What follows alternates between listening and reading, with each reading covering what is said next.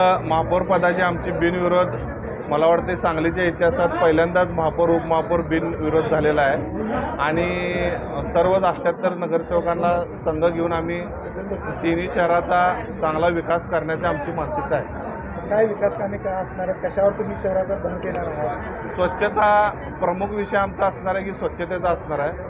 दुसरी गोष्ट आहे राहिलेली पेंडिंग प्रकल्प काही गोष्टी असतील तर ते आम्ही राज्य सरकार केंद्र सरकारच्या माध्यमातून आम्ही सांगली शहरात खेचून आणून ते सुद्धा पूर्णत्वाकडे न्यायचं। आपल्याला बिनविरोध केलेला असल्यामुळे तुम्ही विरोधकांना सुद्धा आपल्यासोबत घेणार आहात? नाही, आता 78 नगरसेवक आम्ही एक संघ आहोत। सर्वांचीच मानसिकता हीच आहे की सांगलीचा विकास, मिरजेचा, कुपवाडचा सगळ्याचा विकास करायचा आहे। त्यामुळं कोण विरोधात कोण यात राहण्याची काय शक्यता नाही आहे। आम्ही सर्वांना संघ घेऊन 78 नगरसेवकांना घेऊनच काम करतो। महापौर म्हणून भारतीय जनता पार्टीचे पैलवान धीरज सूर्यवंशी यांची निवड झाली आणि उपमहापौर म्हणून राष्ट्रवादी काँग्रेसचे गजानन मगदूम यांची निवड या ठिकाणी झाली। विशेषतः म्हणजे ही बिनविरोध निवड झाली। सर्व 78 नगरसेवकांनी या ठिकाणी या दोघांच्यावर विश्वास दाखवून आज ह्यांची निवड बिनविरोध केली। सांगलीच्या इतिहासामध्ये मला असं वाटतं की पहिल्यांदाच हा पायंडा पाडला गेला की विकासाच्या मुद्द्यावर आपण या ठिकाणी काम करू।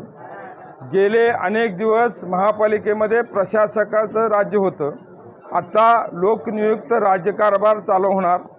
लोकांच्या ज्या अपेक्षा आहेत, पाणी पुरवठा, स्वच्छता आणि या शहरामध्ये भेडसावणारा दिव्यांचा प्रश्न, ह्या प्रामुख्यानं आमची मंडळी यामध्ये लक्ष घालतील।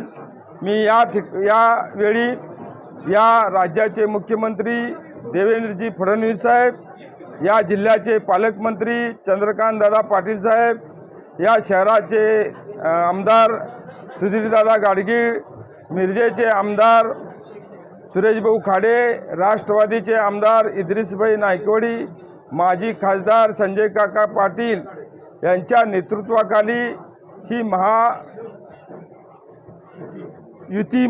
सत्ता या महापालिकेमध्ये आलेली आहे। त्यामुळं येणाऱ्या काळामध्ये या शहराचा विकास त्या ठिकाणी होईल।